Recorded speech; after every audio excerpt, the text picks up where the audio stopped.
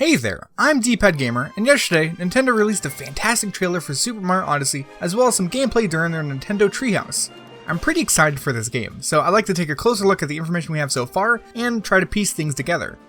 We'll start off with what's been confirmed, and go from there. Mario will be traveling the world with a sentient hat named Cappy. His original form, as seen in the trailer, is a white top hat, but for whatever reason, he decides to join Mario by replacing the signature red cap.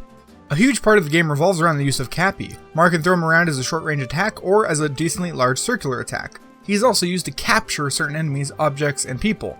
Throughout the trailer, Mario is seen capturing a bunch of different things such as a T-Rex, a frog, Goomba, Hammer Bro, Bullet Bill, Rocket, Lava Shooter, Binoculars, Electric Line, Cheep Cheep, a fist, Chain Chomp, car, statue pole, businessman, and even a tank. That's a lot. It's worth noting that as shown in the treehouse, the creatures and things that Mario can capture all wear a hat of some kind. The hat is sort of a shield of sorts, where you need to knock it off before Mario can actually capture them. It's also worth mentioning that the Bullet Bills here are coming out with visors on, so they cannot be captured until you knock their hats off, because an enemy with a hat is the scariest thing in this game. It's possible that the final confrontation with Bowser might include Mario knocking off his hat to capture Bowser as some way to take him down. On the topic of Bowser, as usual, it seems he has captured Peach with the hopes of forcing her to marry him. He enlists the help of the Brutals, an evil wedding planning firm. Based on the design and color scheme of both the Brutals and Cappy, it's possible that the sentient hat was somehow connected to them, and maybe that's why he joined Mario in the hopes of taking them down. From what's been shown, there are a few types of collectibles scattered throughout the game.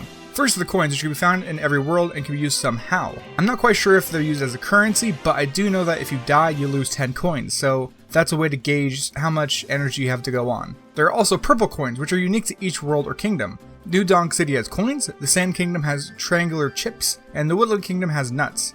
These purple collectibles are currency for the Crazy Cap store. You could buy clothing and hats for Mario, as well as stickers and souvenirs to decorate the Odyssey. If you don't already know, the Odyssey is the hat-shaped ship which Mario and Cappy use to travel the world.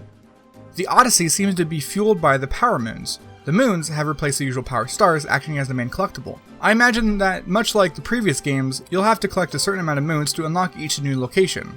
So far, there are at least 6 worlds or kingdoms that we know exist, possibly more. First off is New Donk City, shown prominently in both the trailer and Treehouse gameplay. It's confirmed that the connections to the Donkey Kong franchise are very deliberate, but no further explanation has been given. The mayor of New Donk City is Pauline, who first debuted as the first damsel in distress in the arcade game Donkey Kong back in 1981. It seems she's really moved up in the world since then. Going by the way she's portrayed in previous Donkey Kong related media and her trophy in Smash Bros, the lady seen here and heard in the trailer seems to be Pauline. Throughout the city are posters for the New Donk City Festival, which is where the performance led by Pauline is taking place. During the treehouse, it's mentioned that if you were following the story path of the game, you'd be talking to Mayor Pauline, who wants you to recruit musicians. There's one there. By the end of the trailer, Mario's running around a stormy New Donk City at night. All the festival's posters have been replaced with posters advertising Bowser and Peach's wedding. I think that the festival takes place either at the end of the plot for New Donk City or the game itself. I'm thinking that Bowser crashes the party, and what we see here is Mario fighting back to keep Bowser from overtaking the city. Another location in the game is the Woodland Kingdom. As shown in the treehouse, it's a forest that is taken care of by robot watering cans. The steam gardeners, they're the natives. Every kingdom has its own strange native creatures, and they're robot watering cans that take care of the flowers. We get a look at the distant sky and surroundings, which seem to be a facade of some sort. So yeah, the sky here is very interesting. You'll notice. Yeah, it's a sci-fi, like a holographic dome or something. This, as well as a poster advertising the steamed gardens in New Donk City, makes me think that the Woodland Kingdom takes place inside of a large dome. Sort of like a really high-tech, gigantic greenhouse.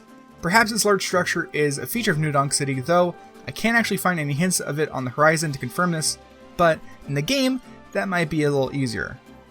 We also get a look at the Sand Kingdom, which has been plagued by a cold snap. All of those shards scattered around are chunks of ice. There's a brief look at the encounter between Mario and Harriet, which is shown at length during the treehouse. While Mario is flying around as a Bullet Bill, I'd like to point out this section of architecture here.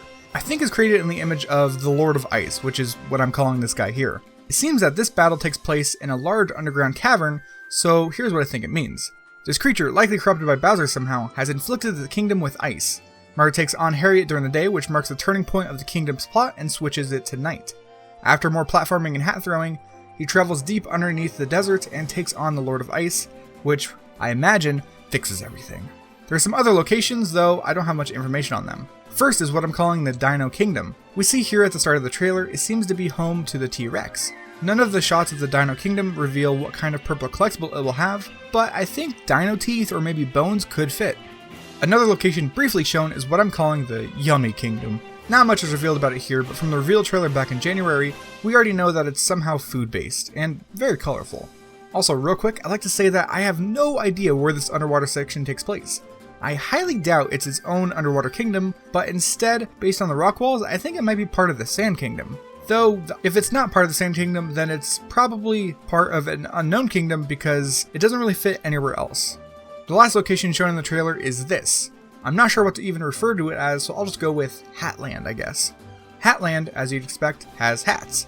Hat Tower, Hat Building, Hat Gate, there's a lot of hats here. This is where Mario first meets Cappy as shown here. The huge moon overlooking Hatland, as well as the prominence of power moons throughout the game, leads me to believe that this location marks both the start and end of the adventure. Perhaps the Grand Moon, or whatever it's called, is split apart by Bowser. Cappy teams up with Mario, and the duo travel the world recollecting the pieces. Once all the pieces have been collected, they can finally take on Bowser, who is the source of conflict in almost all of these games. Ultimately, I think both the trailer and gameplay shown during the Treehouse was quite revealing. It's clear that this game is drawing upon the formula of past games such as Mario 64 and Galaxy, while keeping things quite open. Rather than jumping into paintings or blasting off to individual planets, you're plopped into various worlds and told to just explore. Mario has more options than ever with its expanded moveset, Cappy for combat, and the ability to control enemies which have their own powers. I'm really excited for this game, and after seeing everything pieced together here, hopefully you are too. Let me know what you thought of all this, perhaps there is something I missed, and if there is, comment below and let me know. That's about it for this video, I'll see you next time.